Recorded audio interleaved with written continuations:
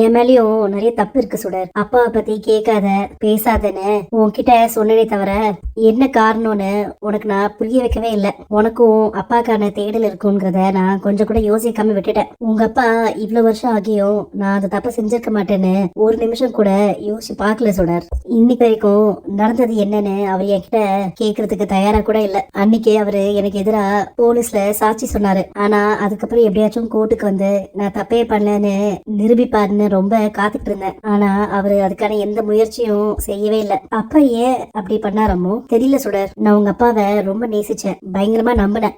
என் உலகமே அவர் தானே நான் நினைச்சேன். இதெல்லாம் நீ உங்க அப்பாவை வெறுக்கணுங்கிறதுக்காக நான் உங்ககிட்ட அதெல்லாம் சொல்லல. நீயும் என்ன மாதிரி யாரையும் நம்பி ஏமாற்ற கூடாதுங்கிறதுக்காக தான் அப்படி சொல்றேன். இனிமேல் நான் அப்பாவை தேடவும் மாட்டேன், யார்கிட்டயும் கேட்கவும் மாட்டாமோ. கல்யாணத்துக்கு அப்புறம் நாம மட்டும் தான் தனியா இருக்கணும்.